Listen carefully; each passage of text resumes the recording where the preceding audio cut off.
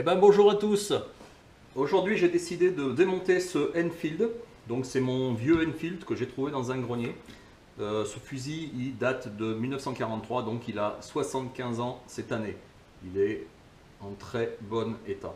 Alors pour le démonter, il faut 3 tournevis. Moi j'en utilise 3.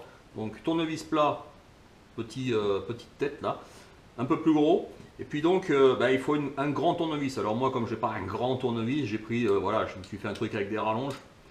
Et ça va être utile pour démonter la crosse. Alors, en premier lieu, pour le démontage, bien sûr, on enlève le chargeur déjà. Hein. On regarde déjà s'il y a des munitions dedans. Évidemment, non. Hein. On n'a pas de munitions. Alors, pour enlever la culasse, déjà, il y a un bouton ici que l'on vient actionner, on vient pousser en bas.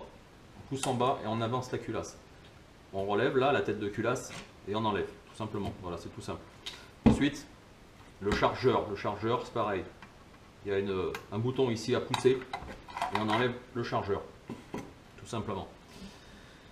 Donc, on procède ainsi pour démonter ce fusil.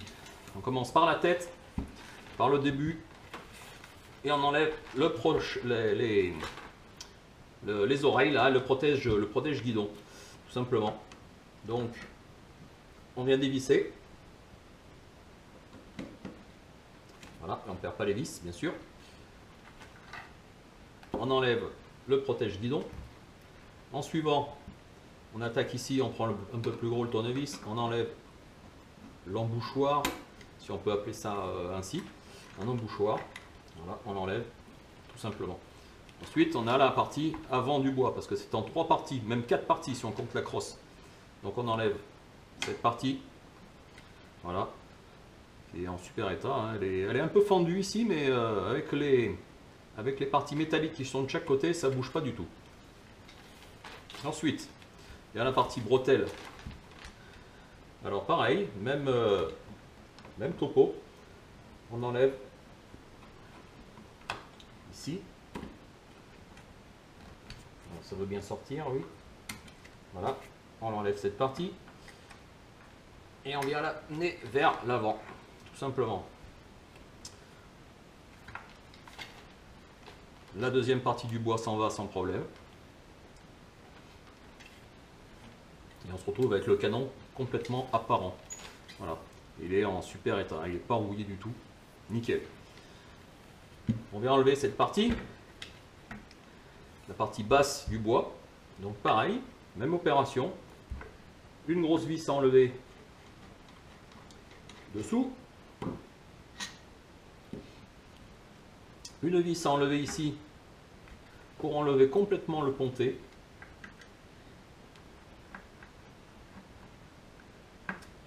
et on ne perd pas les vis, on enlève tout simplement, voilà. On va la poser ici. Bon, je démonte pas ça, il n'y a pas besoin. En plus, c'est une goupille. Donc, on ne démonte pas. Et donc, la partie bois, dessous, là, s'enlève directement. Voilà. Donc, c'est tout d'une pièce. Il y a une petite partie métallique, là, une autre toise métallique, là, un bout de tube. On l'enlève pas. Moi, je n'ai pas besoin de l'enlever. Bon, il bouge un peu, hein, mais il ne faut pas le perdre. Là, cette partie métallique, là, on se demande ce que c'est, en fait. Ça fait tout le tour. En fait, c'est une patte en fait, qui est mise ici. C'est juste parce que c'est une partie du bois qui est très très très fine. Et donc à l'époque, ils ont fait un système qui maintient tout simplement, comme un serre-joint en fait. Hein, et ça maintient cette partie-là et ça évite qu'ils se fendent. Voilà. Alors, pour la partie arrière, on va enlever simplement la bretelle. Hein. La bretelle, tournevis moyen. Et on enlève les vis, tout simplement.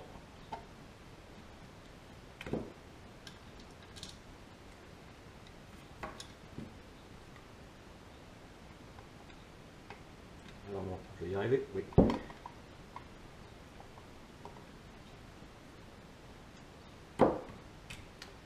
Et voilà, hop. Voilà. Donc la bretelle est démonté. Le fusil est quasiment démonté. là, il y a cette bague. Alors cette bague, on ne peut pas l'enlever, hein, parce que quand on arrive au bout du fusil, là, ça bloque avec le guidon ici, et ça passe pas. Alors on va pas la tordre pour la faire passer, ça sert strictement à rien. Donc on la laisse en place. Alors reste la partie arrière à démonter, la crosse. Et pour ce faire, ben, il faut simplement passer par l'arrière, hein, tout simplement. Et là, c'est ça que le grand tournevis rentre eh ben, en action. On l'enfonce à fond. Et il suffit de dévisser, tout simplement.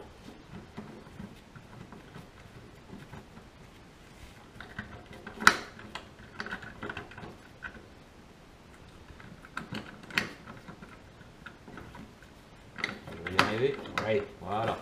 Et voilà. Donc la partie arrière est démontée.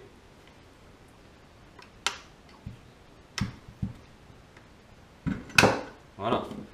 La grosse vis est tombée. Vous voyez, c'est pas du petit, c'est pas de petite vis. Hein. Voilà pour ce fusil. Alors, pour la culasse, moi je le conseille pas de la démonter. Il n'y a que cette partie de la culasse qui s'en va, enfin qui s'en va, tout se démonte hein, bien sûr, mais la tête de culasse a son importance sur ce fusil, le Enfield en général, parce que en fait sur la tête de culasse il existe 4 modèles différents. 4 modèles différents. Moi celui-là c'est un modèle, c'est le numéro 3, il existe donc 4 modèles comme je viens de le dire, et la différence qu'il y a c'est la longueur de tête de culasse, et cette longueur a son importance sur ces fusils. Pourquoi ? Parce que ça va jouer sur la feuillure de l'arme. La feuillure de l'arme. Et la feuillure est très importante sur les Enfield, parce que ça a tendance, quand il y a une feuillure trop importante, c'est que ça bouffe les douilles tout simplement. Et elles vont s'user plus rapidement que sur les autres armes. Hein. Moi j'ai rencontré que ce problème réellement sur le Enfield. Voilà. Sur le Mauser 98 c'est pas le cas, sur le 431 c'est pas le cas. C'est vrai que le Enfield il est particulier, voilà, il bouffe un peu les douilles, ça les use bien plus vite que le reste. Alors pour démonter la tête le percuteur, moi je m'amuse pas à ça. Je l'ai fait une fois et c'est grosse galère quand même. Hein. C'est grosse galère puisqu'il faut, voilà, il faut vraiment l'appuyer à la limite comme ça et avec une pince.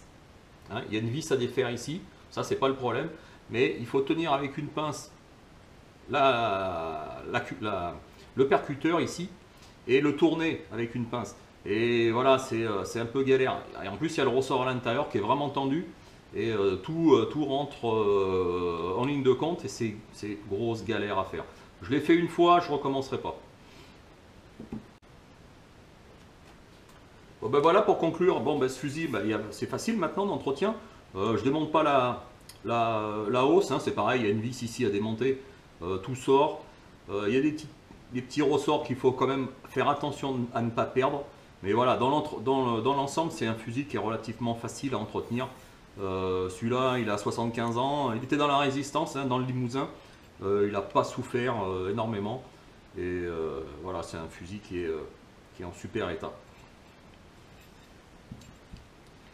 Donc pour le remontage, c'est exactement dans le sens inverse. Hein. Il n'y a rien de compliqué. Voilà, toutes les pièces sont là. Allez, ciao, à bientôt.